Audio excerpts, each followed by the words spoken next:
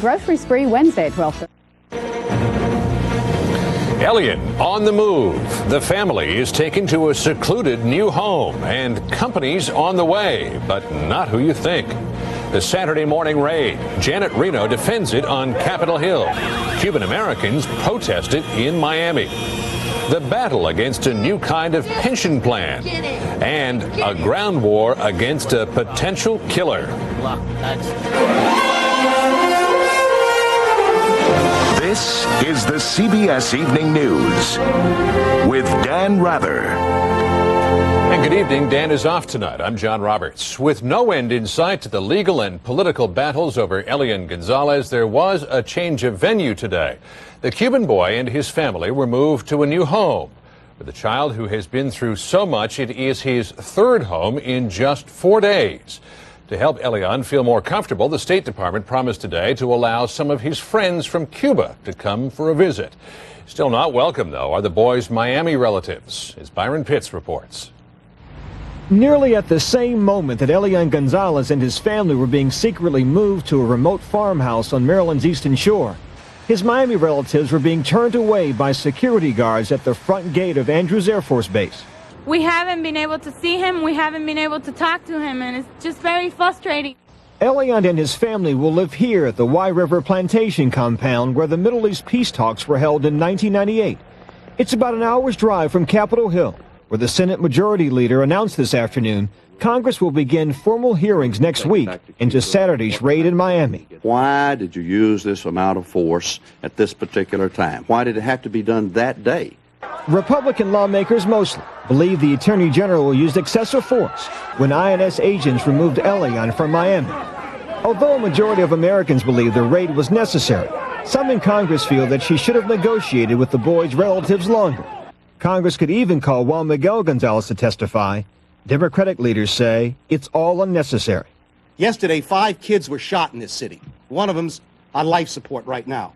We can't get the juvenile justice bill on the floor of the United States Senate. And gun control. I think the American public might like to see us spend a few weeks trying to pass some legislation. Janet Reno defended her decision during a 90-minute meeting with Republican and Democratic senators this morning. While she did not change a single mind on Capitol Hill, she did receive applause and an endorsement from her boss. Now that they have been safely reunited, I believe it's time for all of us, including the media and those of us in public life, to give this family the space it needs to heal its wounds. Tonight, CBS News has learned one of Elian's cousins and a school teacher will travel from Cuba tomorrow morning and join the boy in Maryland. Meantime, Elian's Miami relatives filed a motion in federal court late today requesting visitation rights. John? Byron Pitts on Capitol Hill, thanks. In Miami's Little Havana, this was a day of protest against the forcible removal of Elian from his Miami relatives. CBS's Jeffrey Kaufman has that part of the story. This was to be Ciudad Muerta, the day of the dead city. Which is why, before the sun rose, this Cuban restaurant that boasts it never closes made an exception. Cuban-American leaders declared a general strike in Miami, vowing to close down the city. The businesses are closed today here. Yes. Why? Why? Yeah. For Elian. And apart from the honking horns of defiant exiles, it was quiet in Little Havana today. This tells you how deep the sentiments are. This was a stoppage which was called without any type of coercion on the people. That is the official line. But this shop, not owned by Cuban Americans, was one of a number we found that had been threatened. Yeah, somebody called me yesterday saying, I think it's better for you not to open this store. And far from being a dead city, it was life as usual in most of Miami. There is little sympathy for the exiles' cause beyond the exile community. They have their own way of handling problems, and it's not necessarily, in my opinion, is the best way to handle a problem. Elian is gone, but he won't be forgotten in this city for a long time. In terms of its impact on Miami itself, I think that Elian Gonzalez has been the single greatest destructive force on Miami since Hurricane Andrew. The Elian saga showed that Cuban Americans can no longer count on support from Washington. The failure of this general strike shows they can't even count on support from their neighbors. Jeffrey Kaufman, CBS News, Miami. Police in Washington, D.C. have made an arrest in connection with yesterday's shootings at the National Zoo. As CBS News White House correspondent Bill Plant reports, the incident has cranked up the volume in the gun control debate. The fight between rival teens exploded into gunfire in the usually peaceable precincts of the National Zoo. It left 7 wounded and rekindled the president's push for new gun laws. Our country still has too much violence and too much crime. It should be obvious to all of us that we can do more and we must do more. Like many inner cities, parts of Washington, D.C. can be violent. And when gunfire erupts in the halls of the U.S. Capitol, as it did 2 summers ago, or at one of the city's most popular tourist destinations, it's hard for lawmakers to ignore the gun debate. But new gun control legislation remains stalled in Congress. A compromise bill would require child safety locks, ban the import of large ammo clips, prohibit minors from possessing assault weapons, and mandate a background check for firearms purchased at gun shows.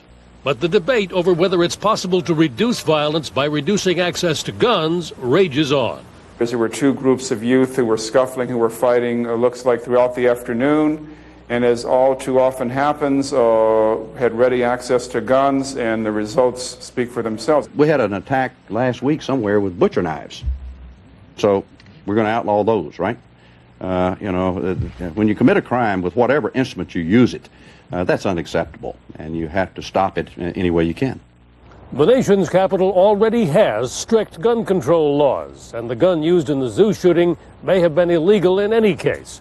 But every shooting incident like this just adds to the frustration on both sides, those who want new gun laws and those who want tougher enforcement. John? Bill Plant at the White House, thanks. If there's an issue that excites even more passionate debate in this country than gun control, it's abortion. And as CBS's Jim Stewart reports, those passions were on full display today outside the U.S. Supreme Court. For the first time in 8 years, the Supreme Court is revisiting a woman's right to an abortion, and activists on both sides took it to the streets today. This is an outrage. About 1.4 million abortions are performed every year in America, but it's the estimated 130,000 that take place late in the pregnancy that are at issue. Opponents call them partial birth abortions, a surgical procedure in which a doctor withdraws the feet and lower body of the fetus before puncturing the skull, allowing the rest of the fetus to be pulled away. 30 states have outlawed the procedure, but lower courts have split on the issue, leading to today's case. The High Court also seems divided. Justice Antonin Scalia referred to the horror of the procedure, while Justice Sandra Day O'Connor wondered, is there no exception for the health of the woman? Maureen Bratell had the same question.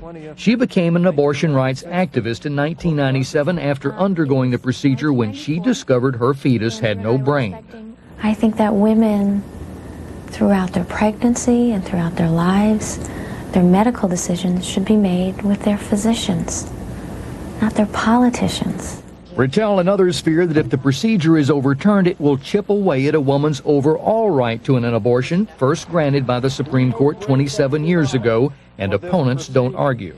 It would correctly draw into question not only their previous holdings, but the whole abortion jurisprudence. The last time the High Court addressed abortion, it said that states could not put what it called an undue burden on women seeking one, but it never defined exactly what that meant. This case may force them to do precisely that. Jim Stewart, CBS News at the Supreme Court. For its motto, the state of Ohio chose, "With God, all things are possible." That's from Matthew chapter 19. Today, a federal appeals court struck down the motto, saying it amounts to government endorsement of religion. That's from the U.S. Constitution, Amendment 1. Coming up next on the CBS Evening News, the battle against pension changes that hurt older workers. And later, taking aim at a microscopic killer. It's a dynamic world. Markets go up, bad news comes out. You listen to these talk shows, people are concerned. There's overkill of information. When they have a small conversation with us, 30 seconds, a minute, we can get them back on focus. Say, time out right now. Let's think about what you want to do. It's your money. What are you going to do with it?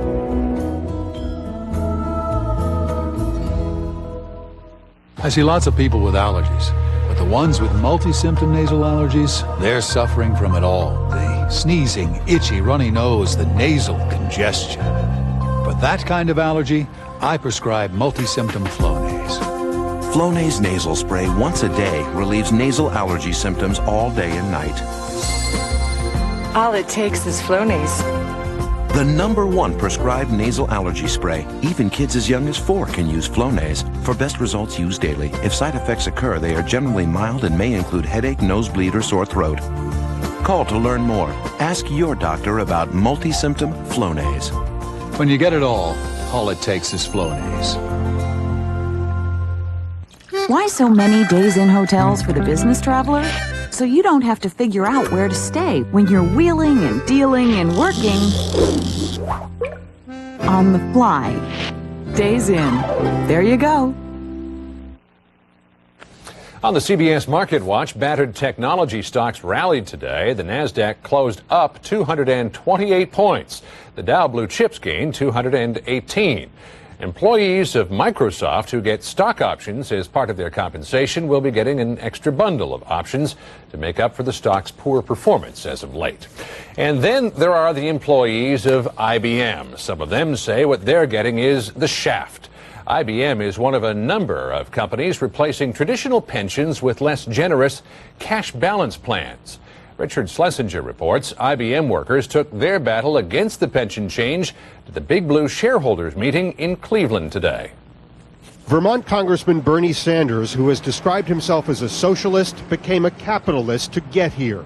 He purchased 5 shares of IBM stock to buy his way into the annual meeting and participate in a vote to reverse the company's pension plan cutbacks. As a result of what IBM did, you're going to have thousands of workers who are going to see substantially smaller pensions. Workers will not sacrifice that right. Sanders was not alone. IBM workers who rallied outside the meeting have been fighting the changes since they were announced last July. Keep up the good work. Thank you.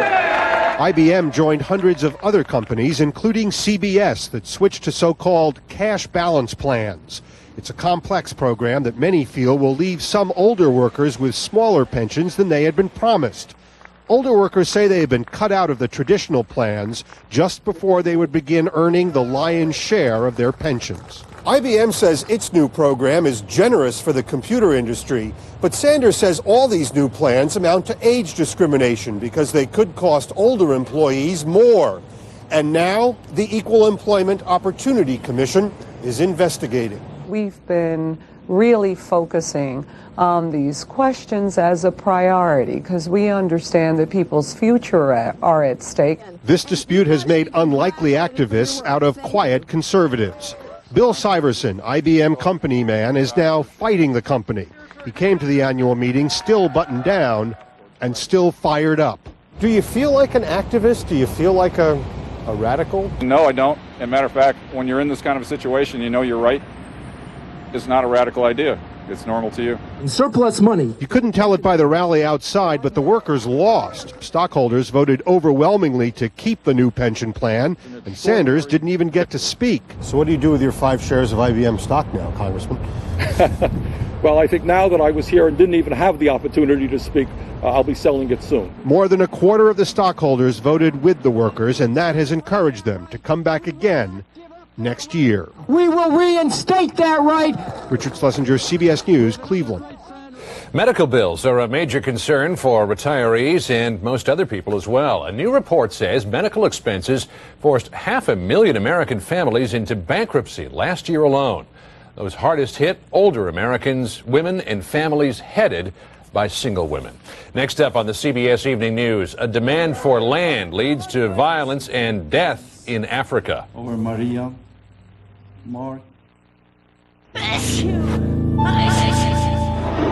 It's allergy season. Or Allegra season. Enjoy your world with non-drowsy Allegra for people 12 and over. In clinical studies, less than 3% of people experience drowsiness, cold or flu, nausea, or menstrual pain. Ask your doctor for more information about Allegra and turn this allergy season into Allegra season. Enjoy your world. How come Joe Namath was more popular than Johnny Unitas? Both were great quarterbacks. Both jerseys hang in the Hall of Fame. But then, only one quarterback was ever seen on the sidelines wearing a full-length mink coat. The all-new Mitsubishi Montero.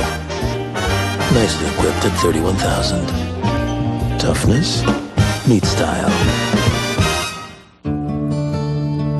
Our eyes have their own moisturizers, natural tears. So we took essential ingredients found in natural tears, added more moisturizers than any leading eye drop, and put them in Visine Tears. Visine Tears replenishes our eyes' natural moisture, bringing soothing relief to dry, scratchy eyes. Safe to use as often as you need.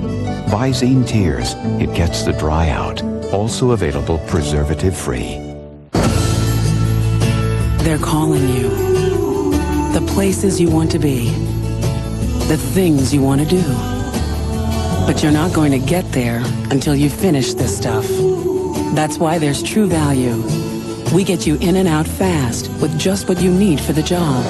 Because the sooner you get done, the sooner you can get back to this thing called your life. True Value. Help is just around the corner. On Wednesday's Evening News, why a drug that's lethal for infants is still on the market. And Thursday, finding out about unsafe products and why it takes so long. Political violence erupted again today in Zimbabwe, an African nation that only a few years ago seemed to have overcome the memory of its harsh colonial past. Two more political opponents of President Robert Mugabe were murdered, even as an earlier victim was being mourned. CBS's Alan Pizzi is in Zimbabwe. The memorial service for the first white farmer killed by self-styled war veterans demanding land reform showed how deeply the issue affects Zimbabwe. Black and white sat side by side to honor David Stevens, who was abducted and shot, leaving a widow and 4 children. When David was murdered, Maria and the children not only lost their husband and father, they lost their house, their farm, all their belongings. More than 1,000 white-owned farms have been occupied by violent gangs of blacks who claim to be veterans of the struggle that ended white rule here 20 years ago. To redress the fact that white Zimbabweans still own most of the best land, millions of dollars have been allocated to redistribute large chunks to landless blacks. But government corruption and inertia mean little has been done to make the scheme work. Under international pressure to stop the violence which threatens to wreck the already faltering economy, the government has made a few conciliatory moves. About half of the 80 white farm families who fled the area where Stevens was murdered were given police protection to return home. This is why the government needs them back. Barely 10% of the tobacco crop that is usually on hand for the start of the annual auctions has been brought in. And it is white farmers who produce what earns the lion's share of Zimbabwe's foreign currency. The so-called war veterans have begun to tone down their rhetoric about land reform, but at the same time, attacks on black laborers working on white-owned farms are on the increase, which indicates that this crisis may not be so much tapering off as entering a new phase. Alan Pizzi, CBS News, Harare. It took 11 years to bring them to the bar of justice, and now there could be yet another delay in the trial of 2 Libyans accused in the bombing of Pan Am Flight 103. 270 people died in the 1988 bombing over Lockerbie, Scotland. The trial was supposed to start last June in a high-security courtroom on a former U.S. airbase in Holland. It's now set for May 3rd, but today, prosecutors asked for extra time to prepare for more than 100 surprise defense witnesses. A second day of searching off the coast of Malaysia turned up no sign of 21 people abducted Sunday from an exclusive diving resort. 2 Americans who escaped say armed men ordered the victims into boats and headed out to sea, possibly to the southern Philippines. The kidnappers may be Filipino Muslim rebels seeking the release of Islamic militants jailed in the United States. And in Thailand, a 23-year-old British tourist was killed and her sister and father injured by a performing elephant during a show at an animal park. The 3 were sitting in the front row when the bull elephant attacked with no apparent provocation. A judge has declared a mistrial in a Louisville murder trial. Seems the jury couldn't decide whether to convict the defendant of murder or manslaughter. So they flipped a coin. It came up murder. The foreman says all the jurors thought it was legal. It is obviously not. Just ahead, going to war against mosquitoes to keep a dangerous new virus from spreading. Amazing as it may seem, the same bare aspirin you take for muscle pain and backaches can actually help stop someone you love from dying if taken during a heart attack. Peter?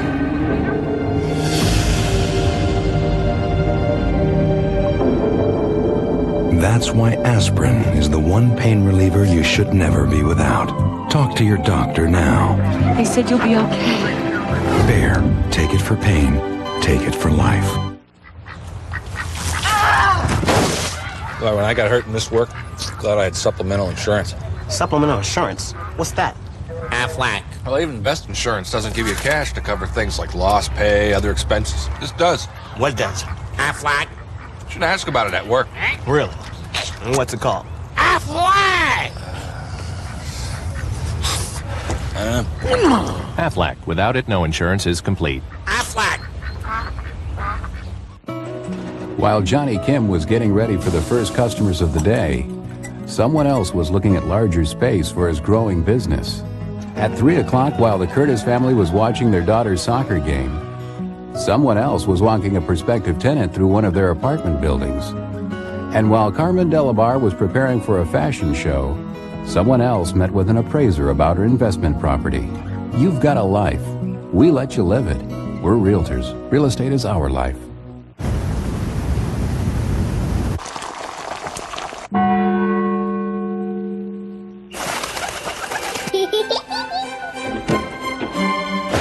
Sound is free. And so is our hearing screening.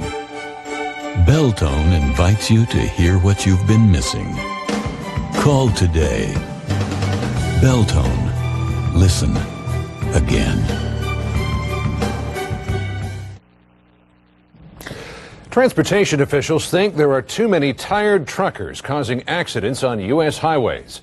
Current rules let truckers spend 10 hours behind the wheel with 8 hours between shifts. Today, the government proposed changing that to 12 hours on, 12 off.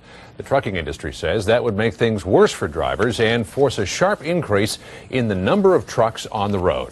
On the CBS Health Watch tonight, government experts say they think the West Nile virus is here to stay. The virus, brand new to the Western Hemisphere, hit New York City hard last year. Now the Centers for Disease Control and Prevention is warning other states that it may be coming their way.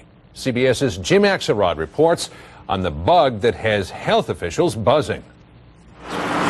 It's not a pretty job, but in New York City right now, someone clearly must do it. Yes, we did. You see, I've been making a path, digging out some of the trails so we can get to it. It's been quite difficult. These men are dumping insecticide into pools of standing sewer water, trying to hit certain mosquitoes where they live. Mosquitoes that carry the West Nile virus, a potentially deadly infection, especially dangerous to the elderly. I usually say we're defending ourselves rather than attacking the mosquitoes. Last year was the first time West Nile virus was ever seen in North America. There were 62 confirmed cases, all in the New York City area. 7 people died.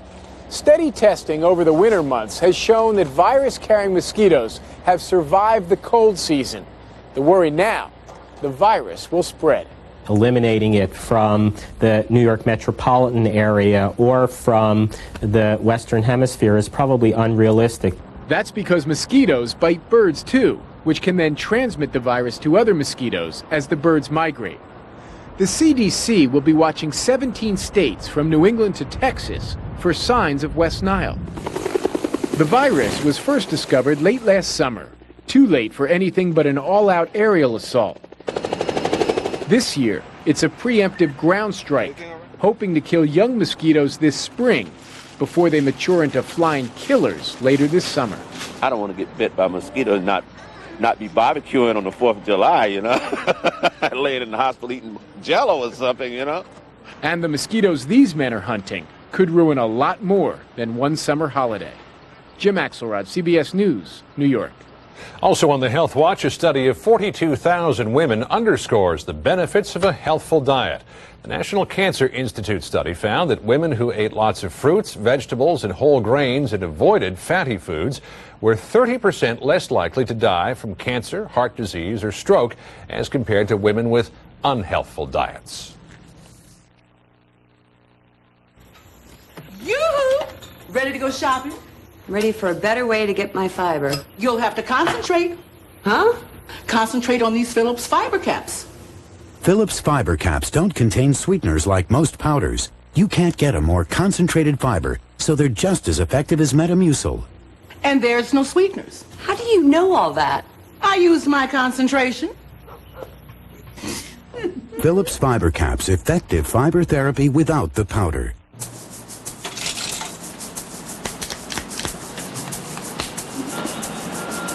Don't you wish everything was as dependable as a Chevy Malibu? It's the only car for around $17,000 with a standard V6 engine, automatic, air, and ABS.